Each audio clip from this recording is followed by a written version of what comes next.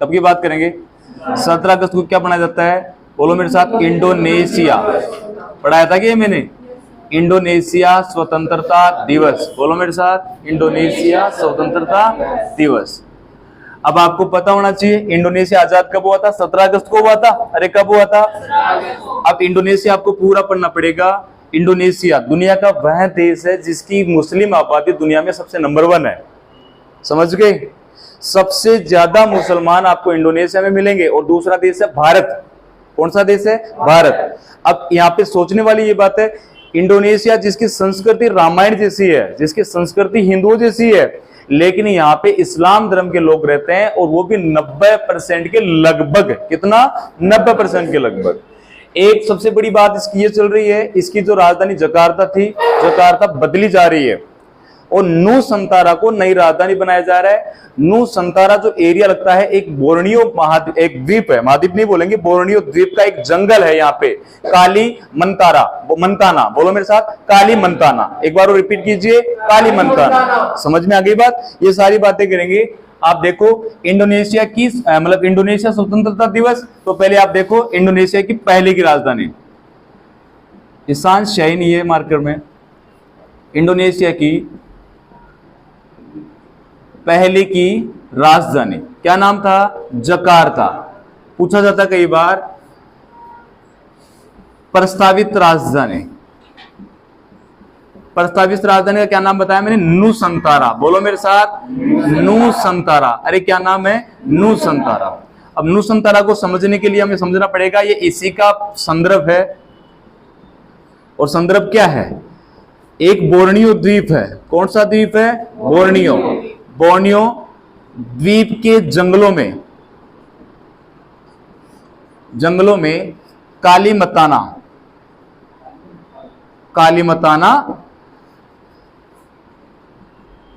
जंगल की नूसंतारा को राजधानी बनाया जाएगा। मार्कर ना, मार्कर तो नहीं ले आए अब की बार, तो राजधानी बनाया जाएगा। अंदर ऑफिस में है, ले आओ एक। तो इधर समझो आप, इंडोनेशिया की पहले की जो राजधानी थी वो थी जकार्ता। अरे क्या थी भाई? जकार्ता। नीचे वाले में प्रस्तावित राजधानी क्या है? नूसंतारा। आपको ये भी पूछ लेगा कि इंडोनेशिया की जो नई राजधानी वो कौन सी है? नूसंतारा है। पहले कौन सी थी? जकार्ता। अगर नूसंतारा का बेसिक आपको पता करना तो बोर्नियो, जैसे इंडोनेशिया 18,000 द्वीपों से मिलकर बना हुआ है, इंडोनेशिया 18,000 द्वीपों से मिलकर बना हुआ है। और जावा इंडोनेशिया में इंडोनेशिया की 60% जनसंख्या रहती है। कितनी परसेंट? 60%। पता सभी को? तो आपको ये बेसिक बातें पता होनी चाहिए। अब इसकी कई सारी बातें हैं। मैंने क्या बोला? यहाँ के आदर्श, यहाँ की संस्कृति रामायण है। यहाँ के 20,000 के नोट के ऊपर फोटो आती है गणेश जी की, और उनकी आस्था है, उनका विश्वास है कि गणेश जी की फोटो रखने से इंडोनेशिया की अर्थव्यवस्था मजबूत रहेगी। समझ गए ना? तो आप ये सोचते हो कि भारत ही रामायण को जानता है। जैसे आप इंडोनेशिया की रामायण के बारे में पढ़ोगे तो जैसे आपने योगेश्वर और स्वर्णद्वीप रामायण का नाम सुना होगा। योगेश्वर और स्वर्णद्वीप क्या बोला मैंने? योगेश्वर स्वर्णद्वीप जो रामायण है वो इंडोनेशिया की रामायण है, और जिसके आदर्शों को इंडोनेशिया मानता है। समझ गए मेरी बात? और यहाँ पे यही बात नहीं, इंडोनेशिया के अलावा आपने जैसे मलेशिया देश का नाम सुना होगा, कुआलालंपुर इसकी राजधानी है। और मलेशिया की भी एक रामायण है जिसका नाम है हिकायत शेरी रामायण है। बोलो मेरे साथ, हिकायत शेरी रामायण। तो ये भी बहुत अच्छी बात है, हमें ये पता चल रहा है कि कहां का कल्चर इंडिया से मेच खाता है। क्यों? क्योंकि हमारे आदर्श पुरुष कौन है? भगवान राम। और भगवान राम की परिभाषा क्या है? मैं सब में और सब मेरे में। यही तो राम की परिभाषा है। वो अकेले भारत के राम नहीं है, वो पूरी दुनिया के राम है। समझ गए? और हम यहाँ पे इंडोनेशिया वाली भाषा में सारा बेसिक सीख लेंगे, क्योंकि किसी भी देश के बारे में पढ़ना हो ना तो उसका बेसिक पता कर लो। समझ गए मेरी बात? क्योंकि हमें इंडोनेशिया आज के बाद घर का सा लगेगा या नहीं लगेगा? लगेगा ना। तो यही बात है। यहाँ पे इंडोनेशिया स्वतंत्रता दिवस कब मनाया जाता है? 17 अगस्त को। और यहाँ पे इंडोनेशिया की जो पहले की राजधानी जकार्ता थी, और आजकल जो प्रस्तावित राजधानी वो नूसंतारा है। और नूसंतारा का जो संदर्भ रेफरेंस वो समझ रहे कि बोर्नियो द्वीप के जंगलों में काली मंताना जंगल की नूसंतारा को राजधानी बनाया जाएगा। अभी यहाँ पे वर्तमान है इसके जो राष्ट्रपति वो कौन है? Joko Widodo. बोलो मेरे साथ, जोको विडोडो। रिपीट, अब ये जोको विडोडो कहाँ है, क्या है ये? राष्ट्रपति है। अरे जी क्या है भाई? समझ में आ गई बात? अब थोड़ा सा आप ये भी समझ लो, जैसे इंडोनेशिया की रामायण को क्या कहते हैं? योगेश्वर। बोलो मेरे साथ, योगेश्वर व स्वर्णदीप। स्वर्णदीप रामायण, कौन सी रामायण रे? योगेश्वर व स्वर्णदीप रामायण। समझ में आ रही है बात? ऐसे आपको अगर पूछे मलेशिया की रामायण में, क्यों बता रहा हूं, आप इनसे कई सारी बातें पढ़ोगे, क्योंकि कोई चीज हमसे जुड़ती है ना, और वो चीज जुड़ी हुई उस देश का परिचय करवाती है, और परिचय किसी भी देश में समझने के लिए सहायक होता है। समझ गए मेरी बात? समझ आ रहा मैं क्या कह रहा हूं? तो यहाँ पे मलेशिया की जो मतलब जो रामायण है उसका नाम क्या है? हिकायत। बोलो मेरे साथ, हिकायत शेरी रामायण। बोलो मेरे साथ, हिकायत शेरी रामायण। ये कहां की रामायण है? मलेशिया की। मलेशिया की राजधानी क्या? कुआलालंपुर। पता है ना सभी को? जैसे इधर के पास के और देश है, जैसे आपने लाओस का नाम सुना होगा। लाओस, क्या बोला मैंने? लाओस। ये देश है चीन जैसा। यहां भी भगवान राम को मान्यता दी गई है, भगवान राम के आदर्श माने जाते हैं, फॉलो किए जाते हैं, पालना की जाती है, उनको संस्कृति के आधार है। तो लाओस में जो यहाँ पे जो रामायण है उसका नाम है फ्रालोक। बोलो मेरे साथ, फ्रालोक और फ्रालाम रामायण। कौन सी रामायण रे? फ्रालोक और फ्रालाम रामायण। तो हमें ये पता चल रहा है कि लाओस भी भगवान राम के दीवाने थे, भगवान राम को राम मतलब भगवान मानते हैं वो। समझ रहे हैं ना मेरी बात? ऐसे अगर आपको और कुछ भी पूछे, जैसे आपने एक देश का नाम सुना होगा कंबोडिया। क्या नाम बोल रहा हूं मैं? कंबोडिया। अरे नाम सुना है ना, कंबोडिया। और कंबोडिया की रामायण भी है रमकेर रामायण। अरे कौन सी रामायण? रमकेर रामायण। और हमें सारी बातें इसी समझ में आएगी। जैसे आप एक देश पढ़ते हो, बारी बारी राहुल गांधी जी जाते भी रहते हैं, थाईलैंड। थाईलैंड। कंबोडिया की राजधानी क्या है? पोनोफेन है। अरे कंबोडिया की राजधानी क्या है? पोनोफेन है। पता है ना? जैसे थाईलैंड की राजधानी क्या? बैंकॉक। क्या राजधानी है? बैंकॉक। और यहाँ पे जो रामायण है वो कौन सी है? रमकेण। ये रमकेर है और ये रामकेण। रामकेण बोल दो चाहे रमकेण बोल दो, रमकेण रामायण। कौन सी रामायण रे? आपको पता हो, जिसको हम दुश्मन समझ रहे हैं, चीन व ईरान, उनमें भी, उन देशों में भी भगवान राम की कथाओं का वर्णन मिलता है। आप सोच सकते हो, समझ सकते हो, समझा सकते हो कि भगवान राम भारत के राम नहीं है, पूरी दुनिया के राम है। आया समझ में? पक्का? तो इंडोनेशिया को आप ये मत समझे, क्योंकि इंडोनेशिया का बेसिक क्वेश्चन पूछेगा, आपको राजधानी पूछ लेगा, आपको पूछ लेगा इसका स्वतंत्रता दिवस कब बनाया जाता है, इसकी संस्कृति पूछ ली जाएगी आपसे। समझ गए ना मेरी बात? समझ गए ना? तो यहाँ पे जंगल ज्यादा है, द्वीप ज्यादा है, 18,000 द्वीपों से मिलकर इंडोनेशिया बना हुआ है ये। और यहाँ की संस्कृति को समझने के लिए यहाँ पे जो इंडोनेशिया का जो राष्ट्रीय जो प्रतीक चिन्ह है ना, वो गरुड़ पक्षी है। कौन सा पक्षी है? गरुड़। और इस गरुड़ पक्षी को हम पढ़ते हैं भारत के संदर्भ में गुप्त साम्राज्य में, गुप्त एम्पायर में। अरे किस में पढ़ते हैं? गुप्त साम्राज्य में। पढ़ते या नहीं पढ़ते हैं? तो यहाँ गरुड़ से समझ में आ रहा है कि इंडोनेशिया कहीं ना कहीं भारतीय संस्कृति जैसी चीजों को मानता है, भारतीय संस्कृति जैसी चीजें वहां पे है। इसका मतलब ये नहीं कि वहां पे इस्लाम धर्म के लोग रहते हैं तो वो इस्लाम धर्म को ज्यादा माने। संस्कृति उनकी रामायण है और इस्लाम उनका धर्म है।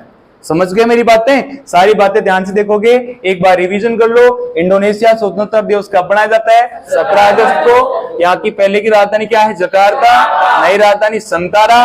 और इसका नरेशन क्या है? बोर्नियो द्वीप के जंगलों में कालीमंताना जंगलों की नुसंतारा को राजधानी बनाया गया है। यहाँ के जो राष्ट्रपति कौन है? Joko Widodo.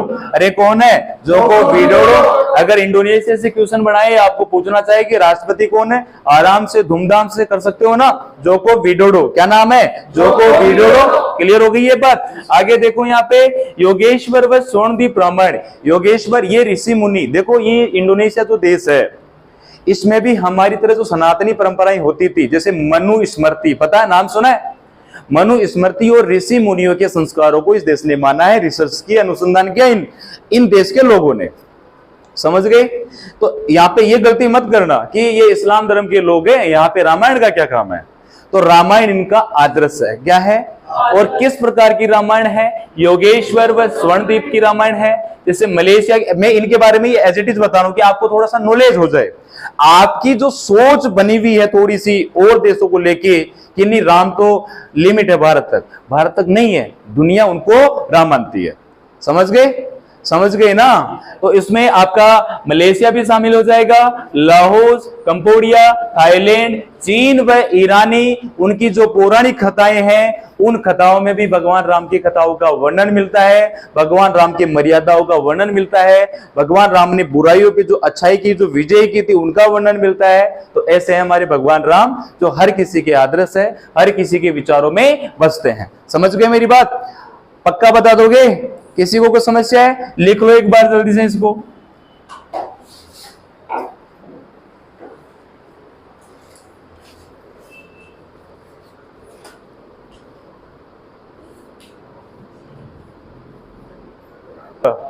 तो एक बार देख लो, आपको मैं कई सारी चीजें पढ़ाऊंगा राजस्थान के संदर्भ में। तो एक पॉइंट पढ़ेंगे हम, अनुप्रति कोचिंग। बोलो मेरे साथ, कोचिंग योजना क्या है? एक तो ये पढ़ेंगे अनुप्रति कोचिंग योजना क्या है। एक पढ़ेंगे हाल ही में दुर्गादास राठौड़, राजस्थान के संदर्भ में बता रहा हूं, ये करंट में है, ये हिस्ट्री है लेकिन करंट है। दुर्गादास राठौड़ की प्रतिमा का अनावरण जोधपुर में किया गया है। प्रतिमा का अनावरण कहां किया गया? जोधपुर में किया गया है। अब देखो मेवाड़ का क्वेश्चन यहां से बन के आएगा। एक आपको ध्यान रखना है, अजमेर पुष्कर में, ये आपके कला संस्कृति में जुड़ जाएगा। अजमेर पुष्कर में सेंड, बोलो मेरे साथ, सेंड आर्ट पार्क, भारत का पहला पार्क है send art park. Ajmer Pushkar में सेंड आर्ट पार्क है जो भारत का पहला पार्क बनकर तैयार हो गया है। भारत का पहला पार्क बनकर तैयार हो गया है। बड़ा इंपॉर्टेंट क्वेश्चन है कला संस्कृति का, जो राजस्थान वाले हैं देख लेना। भारत का पहला पार्क बनकर तैयार हो गया है, इसको समझेंगे। एक साहित्य मैंने पढ़ा भी दिया होगा, नहीं पढ़ाया तो एक बार दोबारा देख लेना। सर्व महिला सहकारी बैंक, याद आ रहा है क्या कुछ? तो एक बार और रिवीजन कर लो, सर्व महिला सहकारी बैंक, क्योंकि ये इस प्रकार की पहली कार्रवाई है, ये राजस्थान में होने वाली है पूरी इंडिया के संदर्भ में। सर्व महिला सहकारी बैंक भारत का पहला कहां स्थापित हुआ ना? भारत का पहला कहां स्थापित हुआ? बहुत अच्छा क्वेश्चन है। एक क्वेश्चन आ जाए, एक क्वेश्चन आप पढ़ोगे इसके अंदर, राजीव गांधी ग्रामीण ओलंपिक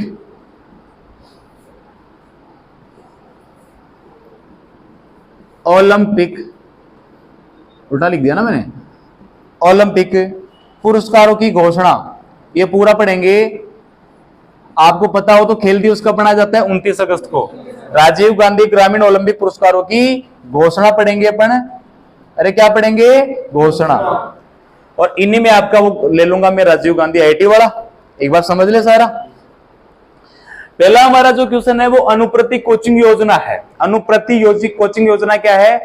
जिन बच्चों की आर्थिक स्थिति यानी जिनका इकोनॉमिक स्टेटस वीक हो, कमजोर हो, पैसे की कमी हो, बीपीएल कैटेगरी में आते हो और जो पढ़ना चाहते हो, आगे बढ़ना चाहते हो, जैसे आप लोग अगर आरएएस के अंदर मतलब टॉप में आते हो, 100 में आते हो तो आपको गवर्नमेंट पैसे देगी।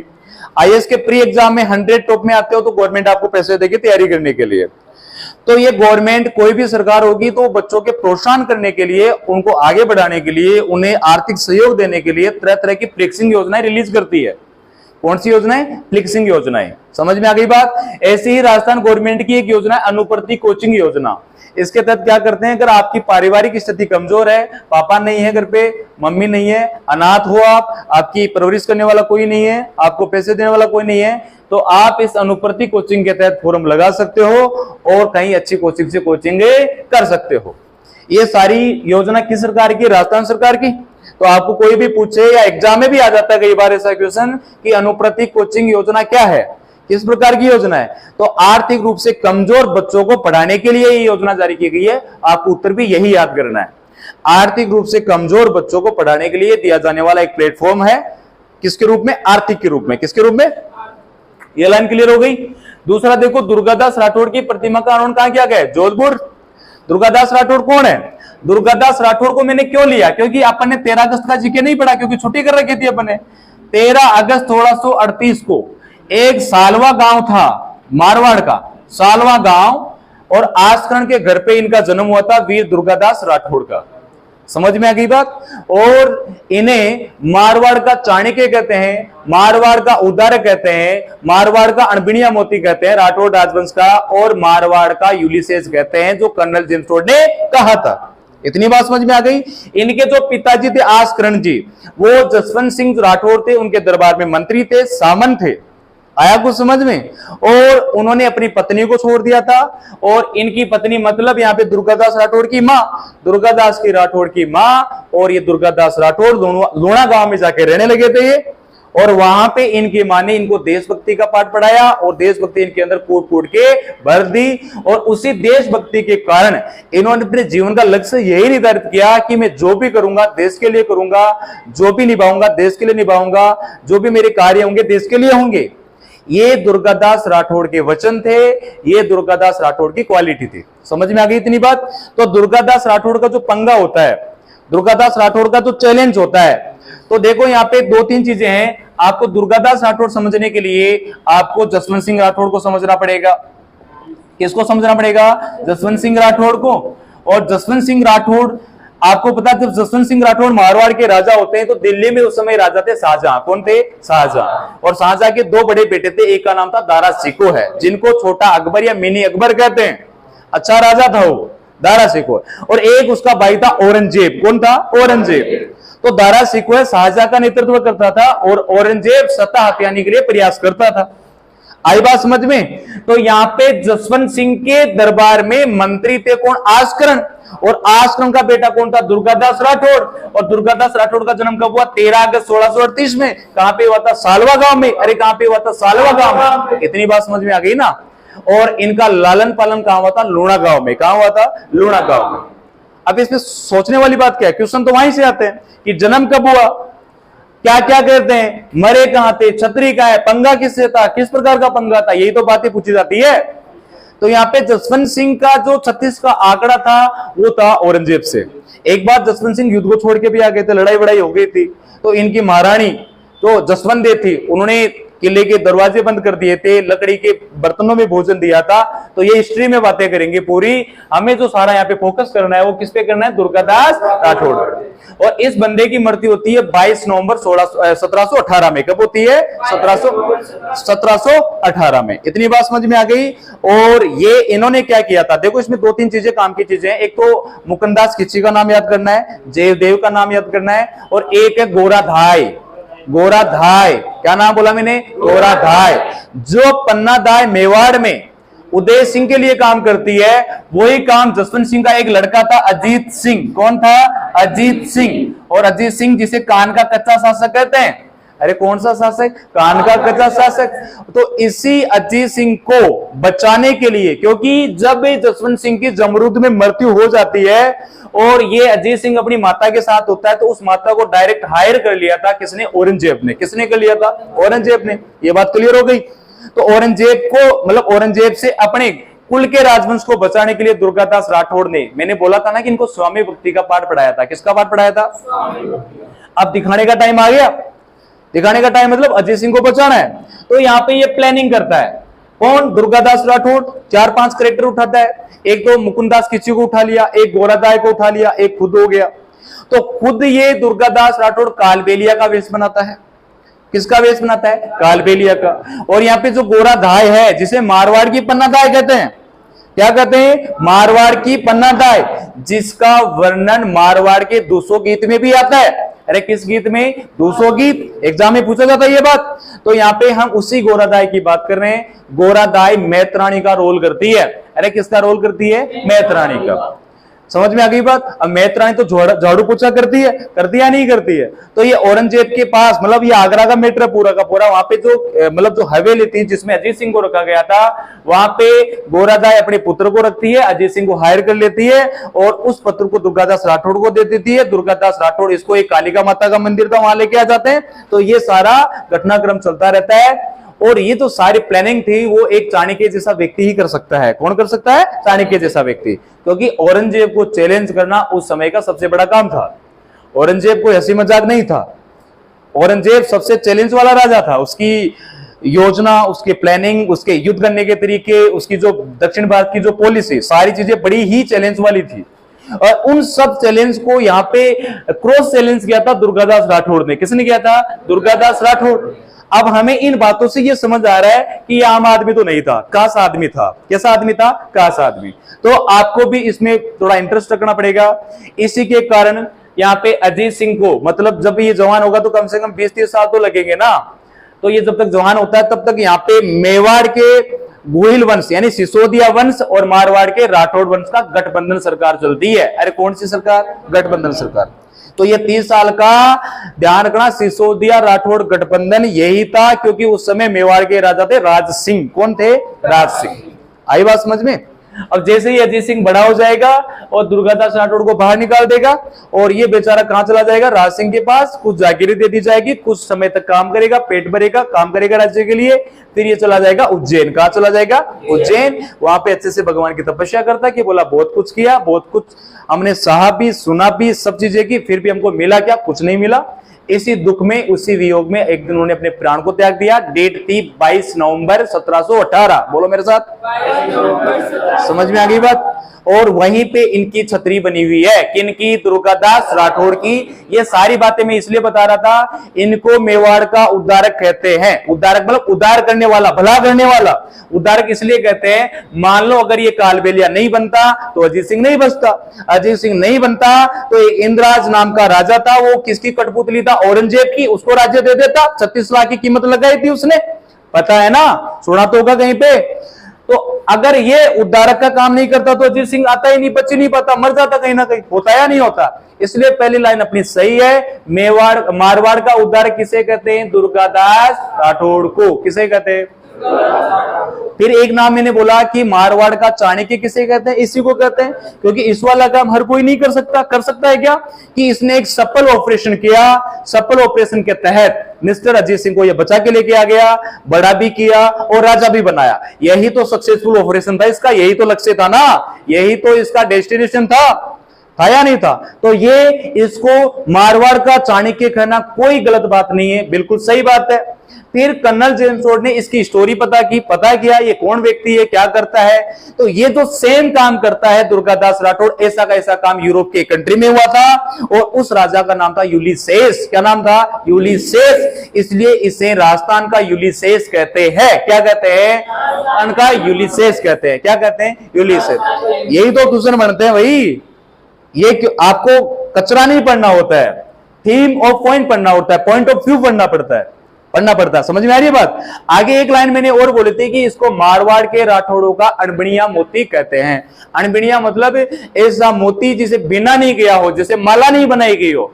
माला मतलब सब राजाओं ने राज किया, इसमें वो सब गुण थे, सब सिम्टम्स थे, सारी विशेषताएं, योग्यताएं थी कि यह राजा भी बन सकता था और राज्य को भी आसानी से चला सकता था और राज्य को भी बहुत आगे ले जा सकता था। हो सकता था ये दुनिया का सबसे बेहतरीन राजा बन पाता। जो इतनी प्लानिंग करता हो, इतनी देशभक्ति भरी हो, क्या वो अपने राज्य को आगे नहीं ले जा सकता? ले जा सकता है ना। इसलिए कई इतिहासकारों ने, कई साहित्यकारों ने इस पे मनन किया, चिंतन किया, यार इस व्यक्ति को तो मतलब मिला ही नहीं कुछ, ये तो अनबिणिया मोती रह गया। ये तो क्या रह गया? इसके बारे में वीरता के किस्से पढ़े जाते हैं, वीरता की बातें होती है, कविताएं बनी है। माइड एड़ा पूत जन जेड़े दुर्गा दास, सुना है ऐसा? माइड एड़ा पूत जन जैसे दुर्गा दास। अरे इसको क्या पढ़िए, अजीत सिंह को बचाएगा। लेकिन देशभक्ति थी, पेट्रोलिज्म था इसमें, पेट्रोलिज्म था मतलब देशभक्ति को बोलते हैं, इसीलिए तो ये सब कुछ किया ना इसने। क्यों करता है ये? नहीं करता। इसलिए मुझे नहीं लगता कि दुर्गादास राठौड़ सुनने के बाद आपको कोई समस्या आई होगी या आएगी। तो ये दुर्गादास है। वैसे तो पढ़ाने में इसको हिस्ट्री में बहुत ज्यादा पढ़ाएंगे अपन, तो यहाँ पे सिर्फ इसी की प्रतिमा का अनावरण किया गया था क्योंकि 13 अगस्त को उसका बर्थडे था। क्या था? बर्थडे। समझ में आ गई बात? तो 13 अगस्त से याद कर लेना, 13 अगस्त दुर्गादास राठौड़ का बर्थडे। कोई भी राजस्थान कॉम्पिटिशन दोगे वहां पे सीधा सीधा पूछ लेगा। 14 अगस्त विभाजन वीबीसी का स्मृति दिवस, स्मरण दिवस एक ही बात है। और 15 अगस्त को 15 अगस्त मनाते हैं, 17 अगस्त को इंडोनेशिया स्वतंत्रता दिवस मनाते हैं। तो चीजें अपनी क्लियर हो रही है। आगे देखो क्या क्या हुआ? हाँ आगे देखो, अजमेर, जो आपके काम की बातें सारी बता दी मैंने। अजमेर पुष्कर में सेड बोलते हैं मिट्टी को, आर्ट बोलते हैं कला को, पार्क बोलते हैं पार्क, एक पर्टिकुलर जगह। ध्यान से सुनना, अजमेर पुष्कर में सेड आर्ट पार्क जो भारत का पहला पार्क बनकर तैयार हो गया। ये कला संस्कृति का क्वेश्चन, राजस्थान का करंट का। सैंड यानी मिट्टी, क्योंकि आपको पता है मरुस्थल में पाई जाती है मिट्टी, मिट्टी के दौरे, और इन मिट्टी के दौरों में जो आकृतियां बनाई जाती है, जैसे हवेली की आकृति बनाती, दुर्ग की आकृति बनाती। तो यहाँ पे कुछ चीजें समझो। देखो यहाँ पे पहले अजमेर को समझना पड़ेगा। अजमेर की स्थापना 1113 में अजेरा चौहान ने की थी। किसने की थी? अजेरा चौहान। तो यहां से क्वेश्चन बन जाएगा आपका 1113 में अजयराज चौहान ने किसकी स्थापना की थी? अजमेर की। फिर एक लाइन और आ गई, पुष्कर की स्थापना की थी वर्मा जी ने। अरे किसने की थी? वर्मा जी ने। और वर्मा जी की जो पत्नी थी उसका नाम था सावित्री। क्या नाम था? सावित्री। ध्यान से सुनना, मैं बहुत सारी बातें बताऊंगा। पुष्कर झील दुनिया की सबसे धार्मिक झील है। आप गाने भी सुनते हो ना, रेल दमीड़ा मारर पुष्कर जी का मेला, गाने सुने होंगे ऐसे, वो इसी के बारे में। कार्तिक माह में यानी अक्टूबर नवंबर में मेला लगेगा। यहाँ पे आपके जो एग्जाम होंगे ना अक्टूबर नवंबर में, यहां से क्वेश्चन आएगा, मेले का क्वेश्चन पूछ लेगा। राजस्थान का सबसे रंगीन मेला है ये, सबसे रंगीन मेला है। तो हम थोड़ा सा इसके बारे में समझ लेते हैं, तब जाके इसके बारे में समझ आएगा। तो ये 52 घाटों वाला पुष्कर झील है। कितने घाट है इसमें? 52 घाट। अरे कितने घाट?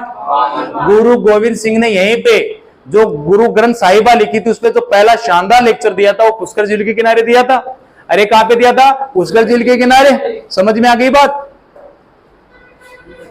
आगे देखो, यहाँ पे पुष्कर झील का नाम पुष्करणा ब्राह्मणों से मिलता है। किससे मिलता है? पुष्करणा ब्राह्मणों से। लेकिन आपको यहाँ पे 2-3 चीजें समझनी पड़ेगी। पुष्कर झील का निर्माण वर्मा जी ने करवाया था। इसी पौराणिक कथा के कारण इसके पास वर्मा जी का मंदिर बना हुआ है। अरे किसका मंदिर बना हुआ है? तो दुनिया में शानदार अस्तित्व लिए हुए, यानी शानदार एग्जिस्टेंस लिए हुए जो मंदिर है वर्मा जी का एकमात्र, वो कहां पे है? पुष्कर में। बाकी होंगे, लेकिन जो मेन इसकी थीम है, मेन जो केंद्र है, वो ऐसा मंदिर रखता है, वो वर्मा जी का मंदिर। कहां पे? पुष्कर में।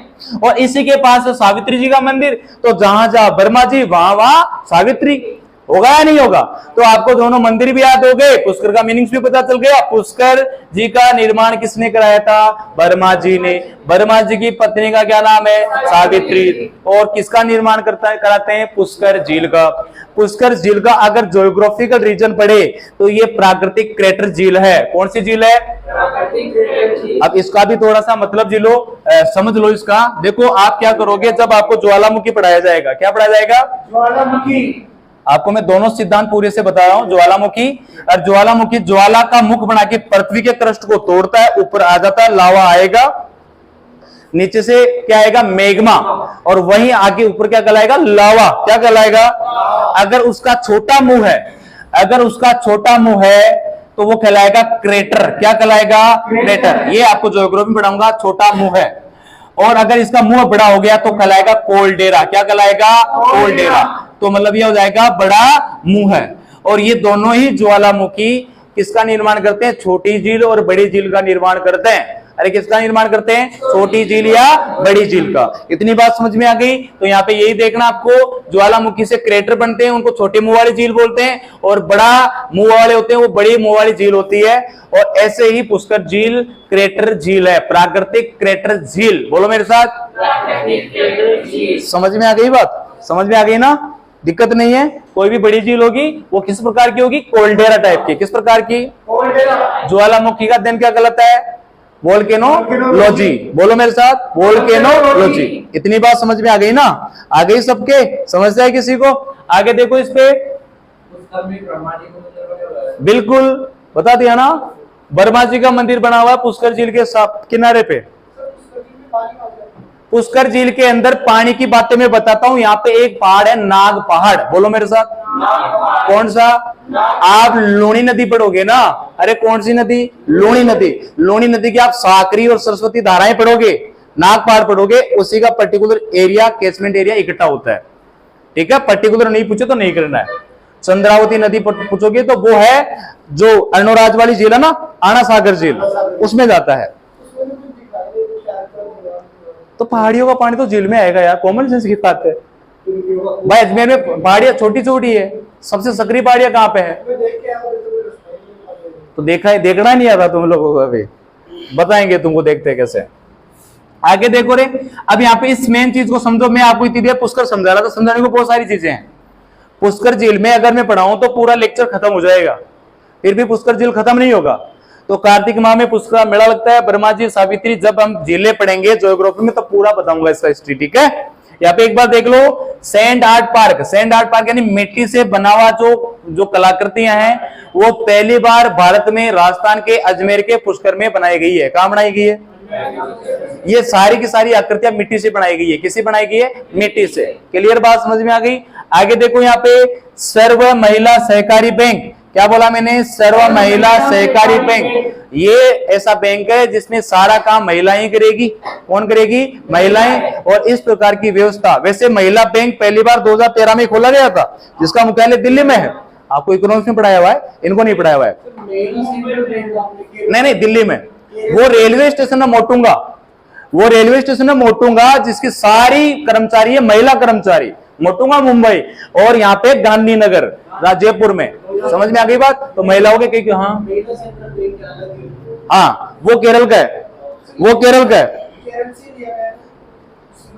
अरे केरल का तो इंटरनेशनल है, इंटरनेशनल सेंट्रल महिला बैंक, जो केरल में स्थापित किया गया। 3-4-5 महीने हो गए उसको, टाइम ज्यादा निकल गया है। लेकिन ये अब नाम देखो यहाँ पे, सर्व महिला सहकारी बैंक। सहकारी बोलते हैं सोसाइटी को। किसको बोलते हैं? आप बैंकों का फर्क ही नहीं जानते, आप बैंकों का फर्क नहीं जानते। बैंकों को समझाने के लिए आपको कई सारी समझानी पड़ेगी।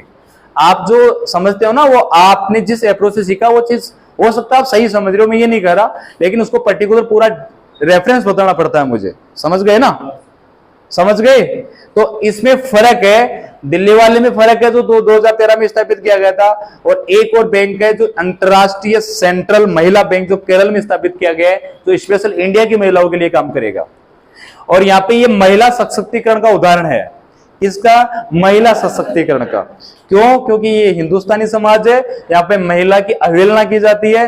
तो वह महिला को सशक्तिकरण यानी शक्तियां देने के लिए महिलाओं को बैंक से जोड़ दिया गया, महिलाओं को रेलवे से जोड़ दिया गया, महिलाओं को स्वावलंबी योजनाओं से जोड़ दिया गया, महिलाओं को बेटी बचाओ बेटी पढ़ाओ योजना के तहत, महिलाओं को खेल स्पोर्ट्स के तहत, महिलाओं को चुनाव लड़ने के तहत हर चीज के अंदर रिजर्वेशन दिया गया, और हर चीज के अंदर इनको इनोवेट किया गया। क्या किया गया? इनोवेट यानी नवाचार। क्या किया गया? नवाचार।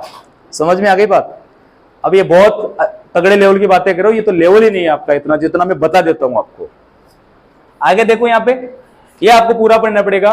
राजीव गांधी ग्रामीण, क्या बोला मैंने? राजीव गांधी ग्रामीण ओलंपिक पुरस्कारों की घोषणा। देखो ये घोषणा कर दी गई है अशोक गहलोत के द्वारा, और इनकी जो शुरुआत है 29 अगस्त से होगी। 29 अगस्त को खेल में दिए जाने वाले पुरस्कारों की घोषणा पड़ी जाएगी। खेल आपको पता है, ओलंपिक खेल होते हैं, पैरा ओलंपिक खेल होते हैं, राष्ट्रमंडल खेल होते हैं, सुनते हो ऐसे, एशियन खेल होते हैं, तो ग्रैंड स्लैम टूर्नामेंट होते हैं। आप देखो जैसे अब हमारे राजस्थान में पहली नई तरीके की खेल पद्धति आ रही है, जिसका नाम है राजीव गांधी ग्रामीण ओलंपिक पुरस्कार की शुरुआत कब से हो रही है? 29 अगस्त से। 29 अगस्त को ही क्यों है? क्योंकि उस दिन मेजर ध्यानचंद का बर्थडे आता है। अरे किसका बर्थडे आता है? मेजर ध्यानचंद। समझ में आ गई बात? मेजर ध्यानचंद।